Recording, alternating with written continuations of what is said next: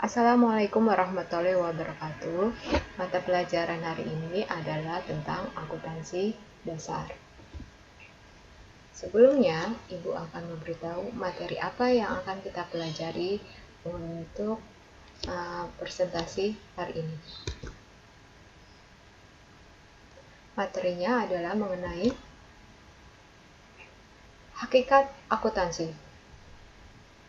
Hakikat akuntansi terdiri dari definisi akuntansi, manfaat informasi akuntansi, pemakaian informasi akuntansi, lapangan pekerjaan akuntan, bidang-bidang akuntansi, pendidikan, dan profesi akuntansi. Nah, nanti kita akan pelajari tentang itu semua.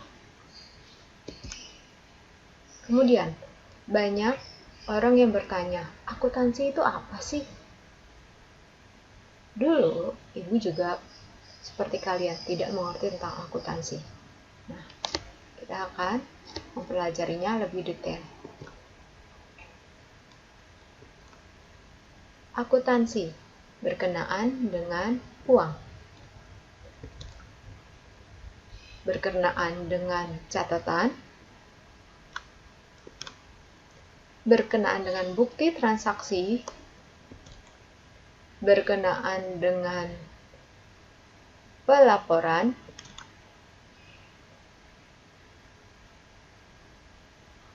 berkenaan dengan pengambilan keputusan. Kemudian, pengertian akuntansi.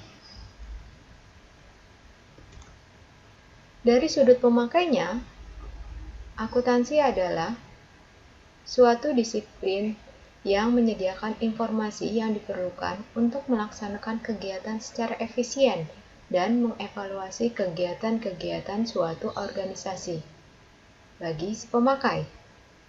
Kemudian, informasi akuntansi itu untuk apa? Informasi akuntansi itu untuk membuat perencanaan yang efektif, pengawasan dan pengambilan keputusan oleh manajemen. Kedua, pertanggungjawaban organisasi kepada para investor, kreditor, badan pemerintah, dan sebagainya. Itu adalah dari sudut pemakai. Jika kita sudah berhasil membuat laporan, laporan itu bisa berguna bagi para pemakai. Kemudian, definisi dari sudut kegiatan. Nah, untuk proses kegiatan, akuntansi adalah proses pencatatan, penggolongan, peringkasan, pelaporan, dan penganalisaan data keuangan suatu organisasi. Jadi, catatan-catatan berupa transaksi-transaksi yang terjadi, kita harus mencatatnya. Kemudian, satu sama lain kita akan golongkan. Yang sama, setelah itu diringkas menjadi ringkasan jika orang membacanya akan lebih mudah dan kita sebagai akuntan nantinya akan lebih mudah membuat laporan akuntansi. Setelah dibuat pelaporannya, nanti penganalisaan data. Apakah perusahaan tersebut laba atau rugi? Nah, di sini adalah kesimpulannya. Pada dasarnya, akuntansi harus apa? 1. Mengidentifikasi data mana yang berkaitan atau relevan dengan keputusan yang akan diambil. Kedua, memproses atau menganalisa data yang relevan. Ketiga, mengubah data menjadi informasi yang dapat digunakan untuk pengambilan keputusan. Nah, kalau mungkin ada sebagian dari kalian bertanya, apa sih itu data relevan yang nomor 2? Nah, data relevan adalah data yang berkaitan dengan keuangan. Berarti orang akuntansi harus mencatatnya. Kemudian, pada saat nanti sudah menjadi laporan, orang akuntansi harus dapat memberikan laporan itu bagi si pengambil keputusan. Siapa pengambil keputusan? Pengambil keputusan biasanya adalah direktur. Lanjut. Di sini ada definisi akuntansi dari AIPA, American Institute of Certified Public Accountant, atau lembaga sertifikasi akuntan publik di Amerika. Pengertiannya dari AIPA akuntansi adalah suatu seni pencatatan, pengelompokan, dan pengintisaran menurut cara yang berarti dan dinyatakan dalam uang. Segala transaksi dan kejadian yang sedikit-dikitnya bersifat finansial dan kemudian menaksirkan hasilnya. Jadi setiap kejadian yang berhubungan dengan uang harus dicatat. Itulah akuntansi menurut AIPA. Kemudian ada lagi definisi menurut American Accounting Association atau Persatuan Accounting Amerika. Menurut mereka, akuntansi adalah sebagai proses yang meliputi identifikasi, pengukuran, dan pengkomunikasian informasi ekonomi yang memungkinkan penilaian dan pengambilan keputusan yang berharga oleh si pengguna informasi. Nanti Ibu jelaskan siapa sih pengguna informasi setelah slide ini. Revisi AIPA.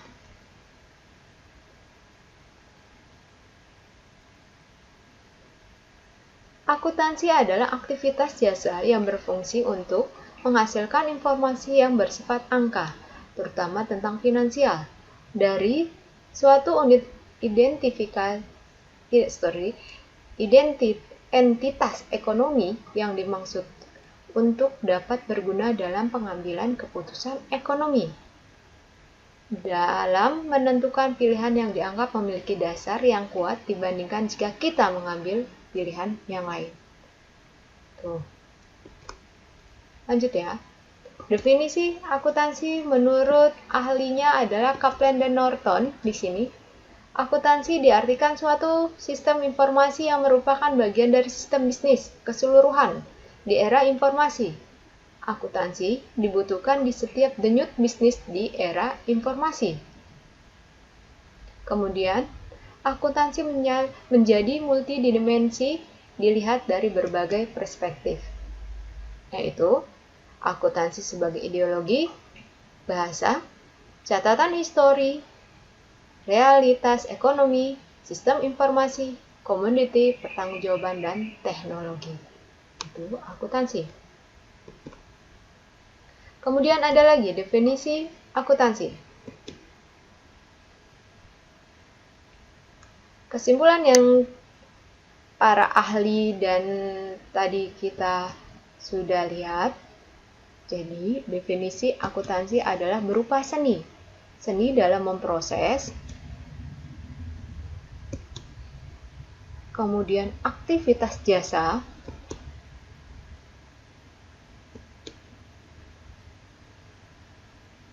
kemudian dikumpulkan menjadi sistem informasi, kemudian menjadi multidimensi sebagai dasar pemilihan strategi sebuah entitas. Tahap-tahap teknik akuntansi, yaitu pencatatan transaksi, penggolongan transaksi, dan pengintisaran transaksi. Tujuan dari akuntansi adalah menyajikan informasi ekonomi dari suatu kesatuan ekonomi atau economic entity kepada pihak-pihak berkepentingan, baik itu pihak intern maupun pihak ekstern. Siapa saja pihak yang membutuhkan akuntansi? Itu tentunya adalah pimpinan perusahaan. Kenapa? Karena supaya menentukan, dia dapat mengetahui apakah perusahaan yang dipimpinnya itu laba atau rugi. Kemudian, pemilik perusahaan. Selain pemimpin perusahaan, ada pemilik perusahaan. Kemudian, para kreditur. Para kreditur ini adalah yang memberikan dana segar kepada perusahaan Misalkan siapa para kreditur? Misalkan adalah bank ataupun yang lain. Kemudian investor. Investor adalah orang yang ingin menanamkan sahamnya ke perusahaan kita. Kemudian para pegawai. Kenapa pegawai juga membutuhkan akuntansi? Supaya pegawai bisa mengetahui kalau perusahaan laba, perlu nggak kita meminta naik gaji. Kemudian pemerintah. Pemerintah untuk apa? Pemerintah untuk mengetahui berkenaan dengan pajak yang nantinya harus disetor dengan perusahaan. Penduduk. Kenapa penduduk atau masyarakat perlu tahu? Nah, supaya ketahuan ini perusahaannya bagus atau tidak. Supaya nanti penduduk itu juga bisa menaruh saham pada perusahaan. Nah, pengguna informasi akuntansi. Tadi yang Ibu katakan, ada pengguna internal. Pengguna internal itu terdiri dari pemilik, manajer perusahaan, karyawan. Kemudian kalau eksternal adalah para kreditor ataupun bank. Kemudian pemerintah untuk menarik pajak. Kemudian investor untuk menanamkan sahamnya. Di sini ada pengertian dari pengguna informasi akuntansi, yaitu untuk pemilik dan calon investor untuk mengetahui hak-haknya yang akan diperoleh dari hasil operasi perusahaan. Dengan demikian, dia juga dapat memutuskan untuk menambah modal yang ditanam atau menariknya. Bagi kreditor, digunakan untuk pengambilan keputusan diberikan atau tidaknya kredit yang diajukan oleh debitor. Debitor siapa sih? Perusahaan tersebut, serta beberapa jumlah kredit yang dapat diberikan kepadanya.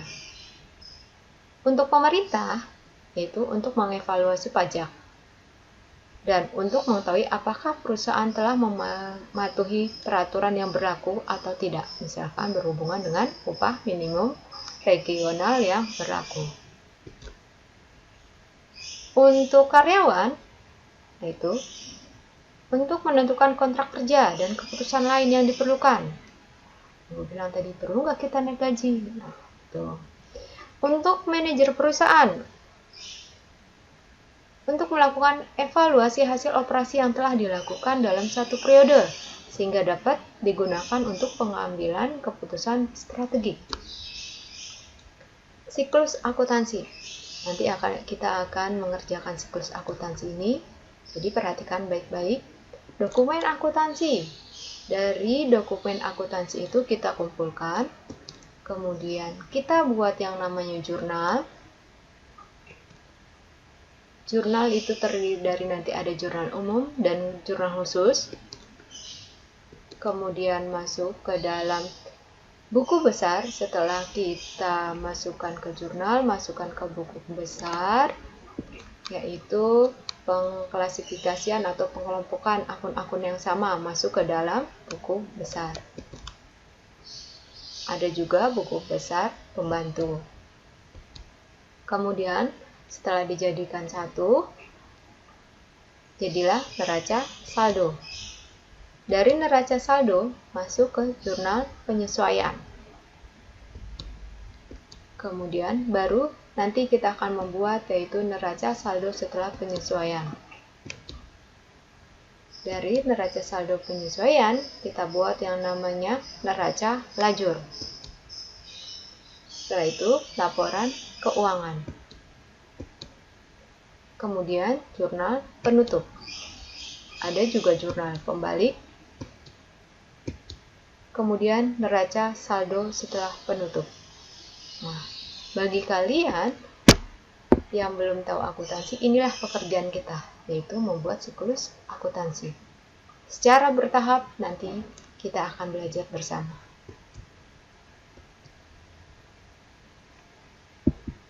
Untuk spesialisasi akuntansi atau akuntansi apa saja yang harus dikerjakan, akuntansi itu terbagi atas menjadi beberapa macam, yaitu ada akuntansi keuangan, Ada akuntansi biaya, akuntansi anggaran, akuntansi pajak, akuntansi pemeriksaan, sistem akuntansi, dan akuntansi pemerintah. Dan ini profesi dari seorang akuntansi. Kalian bisa memilih, bisa saja menjadi akuntansi perseorangan atau private accountant. Kemudian ada akuntansi publik. Kemudian ada akuntansi pemerintahan yang bekerja di bidang pemerintahan. Kemudian ada akuntansi pendidikan seperti ibu.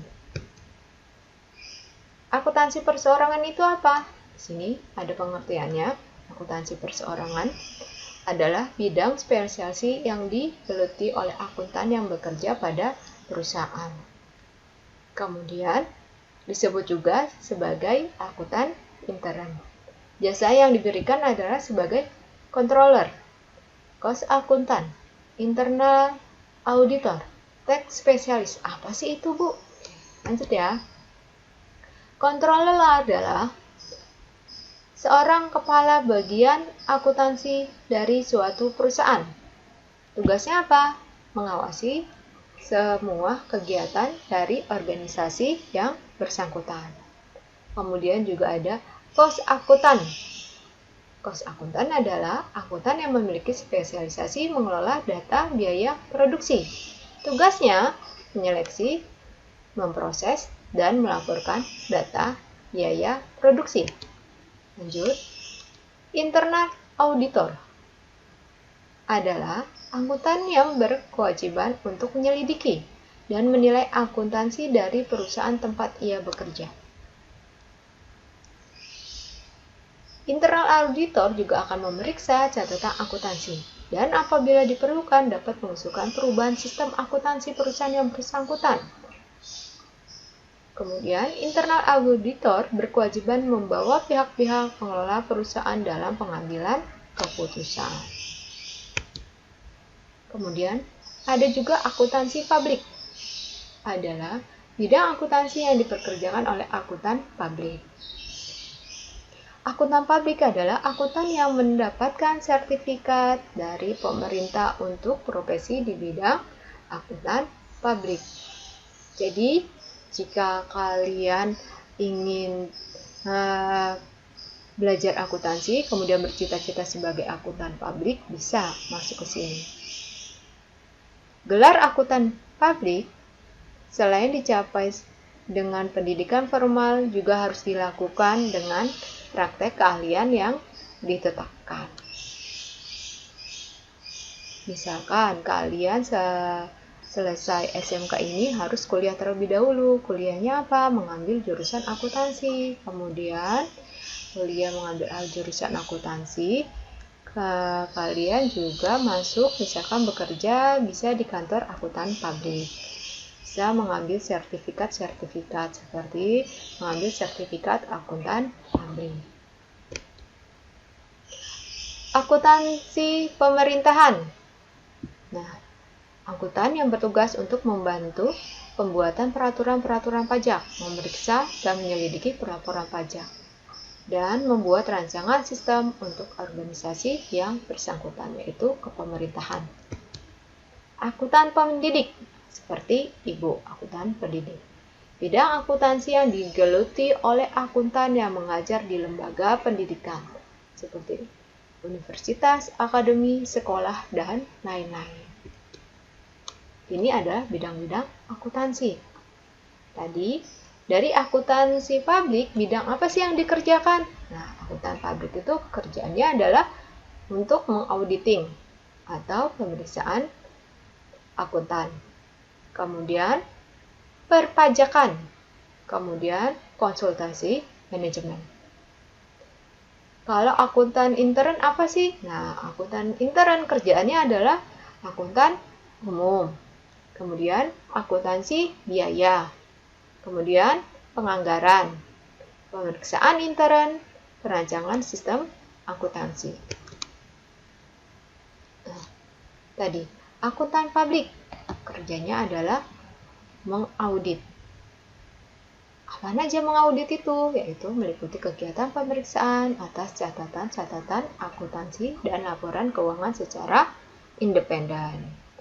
Kemudian pemeriksaan akuntan ini meliputi pemeriksaan terhadap sistem dan prosedur perusahaan, catatan mendukung laporan keuangan, serta memberi pendapat mengenai kelayakan dan kewajaran laporan keuangan yang bersangkutan. Kemudian akuntan publik itu bisa bekerja di bidang perpajakan.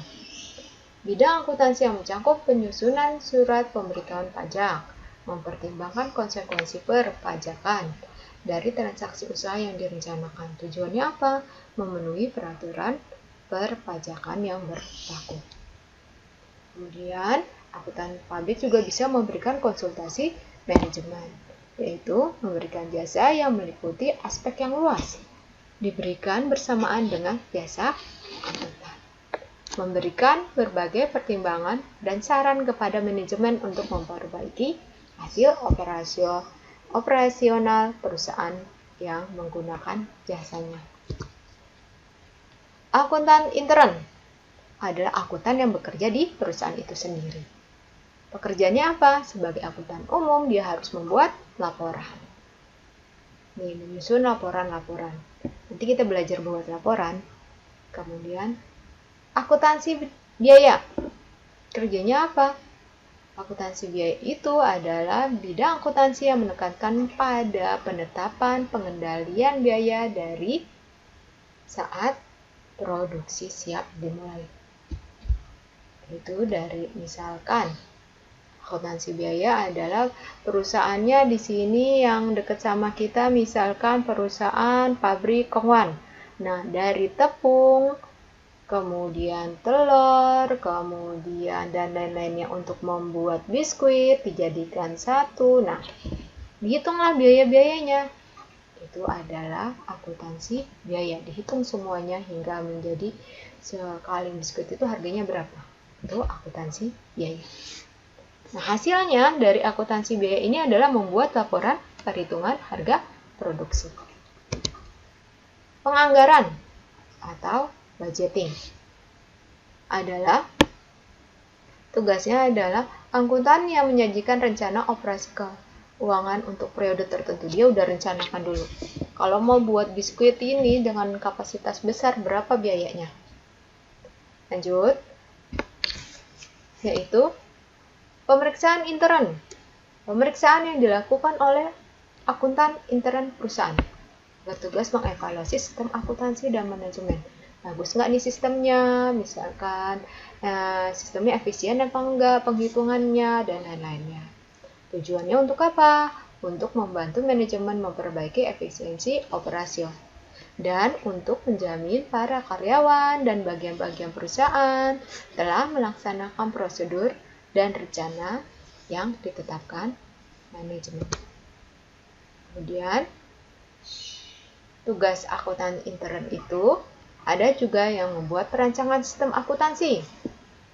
Bidang khusus yang menangani perencanaan dan penetapan prosedur untuk mengumpulkan dan melaporkan data keuangan. Ini sih berkaitan dengan komputer, sistem apa nih yang kita bisa buat dengan komputer, kemudian bisa menghasilkan laporan dengan cepat. Nah, itu biasanya. Di sini juga kita akan belajar yang namanya pengelompokan akuntansi. Tadi beda ya antara bidang sama pengelompokan. Akuntansi, pengelompokan akuntansi, ada akuntansi keuangan, ada akuntansi manajemen. Akuntansi keuangan itu biasanya menghasilkan laporan keuangan untuk pihak-pihak di luar manajemen perusahaan. Kemudian, akuntansi manajemen biasanya adalah menghasilkan informasi untuk kepentingan manajemen. Nah, di sini ada ikatan profesi akuntansi. Nah, ikatan kalau di Indonesia ada yang namanya Ikatan Akuntan Indonesia atau IAI. Bu, Ibu masuki akun IAI enggak? Iya, IAI ini jadi kumpulan dari setiap akuntan yang ada di Indonesia. Jika ingin mendapatkan informasi terbaru tentang akuntansi, perkembangan akuntansi di Indonesia atau di negara lain, masuknya ke Ikatan Akuntan Indonesia. Kenapa harus masuk Ikatan Akuntan Indonesia? Karena perubahan akuntansi itu mengikuti perubahan yang terjadi di dunia perekonomian. Nah, kalau misalkan akuntansi kita hanya di Indonesia saja, berarti kita tidak berkembang. Untuk mengembangkan ilmu kita, ada namanya ikatan profesi akuntansi. Ada yang namanya peraturan. Mana sih yang peraturan akuntansi yang boleh dipakai, mana sih yang sudah tidak dipakai lagi? Itu yang menentukan adalah Ikatan Akuntan Indonesia. Kalau di Amerika ada yaitu The American Accountant Association. Kemudian di global ada juga Association of Chartered Certificate Accountant. Kemudian Amerika terbagi lagi menjadi ada lagi American Institute of Certification Public Accountant yang mengeluarkan sertifikat public akuntan. Terima kasih atas perhatiannya. Assalamualaikum warahmatullahi wabarakatuh.